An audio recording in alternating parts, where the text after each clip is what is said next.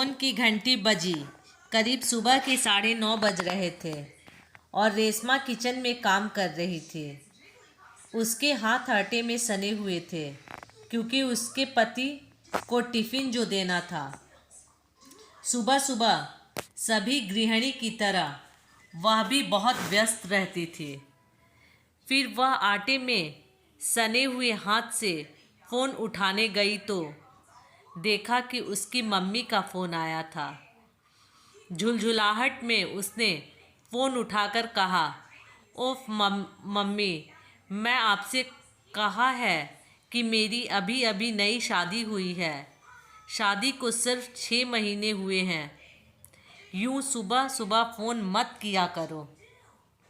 ऐसा कौन सा ज़रूरी काम था कि आप थोड़ी देर इंतज़ार न कर सकी? चलिए अभी फ़ोन रखिए, मैं अभी बहुत व्यस्त हूँ। थोड़ी देर बाद आपको फ़ोन करती हूँ।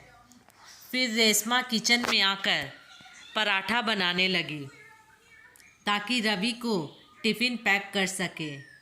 10 बजे करीब जब रवि ऑफिस के लिए चले गए तब उसे एहसास हुआ कि आज उसने अपनी मम्मी से कितनी ख़राब तरीके से बात की। उसे अंदर ही अंदर गिल्ट महसूस हो रही थी, लेकिन वह भी क्या करती। मम्मी का रोज़ का यही काम था, इसलिए आज गुस्से में कुछ ज़्यादा ही रूडली बात की। इसलिए उसने जल्दी से मम्मी को फ़ोन लगाया और कहा, माँ आप मुझे माफ़ कर दीजिए, मैं सुबह कुछ ज़्यादा ही बोल गई आपको। तब उसकी मम्मी ने कहा, कोई बात नहीं बेटा, गलती मेरी ही थी। अब माँ प्लीज़ शर्मिंदा मत करो और बताओ फ़ोन क्यों किया था। वो बेटा तबीयत कुछ ठीक नहीं लग रही, ठंड के मारे सर्दी जुकाम भी ज़्यादा हो गई है और नीचे टहलना भी नहीं हो रहा, जिसकी वजह से गैस भी बहुत ज़्यादा बनती है तो भूख भी नहीं लगती। अब तू थी तो 10 बार तुझे दुत्कारने के बाद भी हल्का फुल्का ज़बरदस्ती खिला ही देती थी, जिससे कमज़ोरी महसूस नहीं होती थी। पर अब कौन पूछने वाला है। तब रेशमा ने कहा, मम्मी आपका ख्याल रखने के लिए भाभी है ना, वह आपको पूछेगी।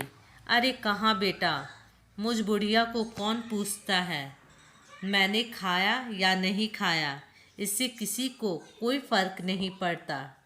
लेकिन माँ मुझे ऐसा नहीं लगता है कि भाभी आपको पूछेगी नहीं। वह मेरा और तुम्हारी जमाई का भी कितना ख्याल रखती है। मैं जब भी पीहर आती हूँ मुझे एक कप चाय तक बनाने नहीं देती, हर वक्त खातिरदारी में लगी रहती है। मुझे बिल्कुल अपनी छोटी बहन की तरह मानती है। अरे बेटा तू बहुत भोली है और तेरी भाभी उतनी ही चालाक। यह सब वो सिर्फ तारीफ़ें बटोरने के लिए तेरे सामने करती है। घर में रोज़ तीनों टाइम सब्जियां मैं ही काट कर बनाती हूँ, वह तो सिर्फ रोटियां सेकती है। और संडे को जब कोई आइटम बनाती है तब भी सारी तैयारियां मैं करती हूँ। तुझे यह सब कैसे पता होगा। तेरी शादी उसके शादी के पहले ही हो गई थी। और रही बात गिफ्ट की, तो वह अपने मायके से मिले हुए सस्ते गिफ्ट तुमको पकड़ा देती है, जिससे तुम खुश हो जाती हो और मायके वालों के लिए बढ़िया और महंगे गिफ्ट खरीद लेती है। तुम जितना अपनी भाभी को भली समझती हो ना, वह उतनी भली नहीं है बेटा। वह मुझे दवाई देना हो या खाना पूछना हो, बस एक बार पूछती है दिखावे के लिए। अगर वो सही में मुझसे अपनी माँ जैसी मानती तो मुझे ज़बरदस्ती करके ज़रूर खिलाती। तुम्हें क्या लगता है शादी से पहले वो अपनी माँ को बार बार नहीं पूछती होगी? जो भी हो, माँ पर मुझे ऐसा नहीं लगता। मेरे साथ तो भाभी का व्यवहार बहुत अच्छा है और दुनिया भी जो देखती है उसी को सच मानती है। इसलिए भाभी को आप खराब बताएंगी भी तो कोई आप पर विश्वास नहीं करेगा। फिर भी अगर आप बोलती हैं ऐसा है तो इसमें गलती आपकी भी ज़रूर होगी, क्योंकि ताली कभी एक हाथ से नहीं बजती।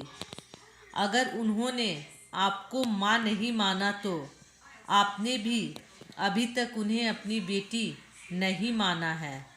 जिस तरह आप मेरी गलती पर मुझे समझाती थी, भाभी को भी समझाइए, वह ज़रूर समझेंगी। आपको भी अपने ईगो को साइड में रखकर सास बनकर नहीं बल्कि माँ बनकर समझाना होगा। एक और बात माँ, आपको भी अपने बहू से कुछ ज़्यादा ही उम्मीद है। इतनी उम्मीद पालना अच्छा नहीं है। वैसे भी सबको अपने माता पिता ही अच्छे लगते हैं।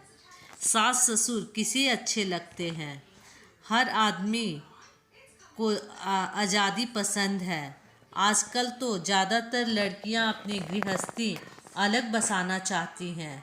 उन्हें सास ससुर कुछ ना भी बोले, चुपचाप घर में रहे तब भी बंदिश लगती है। और तारीफ बटोरने के लिए ही सही ननद नंदोई का मान सम्मान करती हैं। इतना भी काफ़ी है, क्योंकि आजकल नंदे भी किसी को कहाँ पसंद रहती हैं। ननद घर आ रही है, काम बढ़ जाएगा सुनकर नाक मुंह सिकोड़ने लगती हैं। गिफ्ट देना तो दूर की बात है, खाना बनाकर रख देती हैं, एक बार भी पूछती तक नहीं। तुम तो किस्मत वाली हो माँ, तुम्हें तुम्हारी बहू एक बार तो पूछती है। इसलिए माँ, मैं तो कहूँगी कि अपनी बहू को बेटी बनाकर उससे तालमेल बढ़ाओ, क्योंकि काम आपके वहीं आएगी। मैं तो अब पराई हो चुकी हूँ, मुझे अपनी गृहस्थी संभालनी है। देखती हूँ, एक दो दिन में आऊँगी थोड़ी देर के लिए। चलो माँ, मैं अब रखती हूँ। दोस्तों, यदि मेरी कहानी अच्छी लगे तो लाइक, सब्सक्राइब, शेयर और कमेंट ज़रूर करें।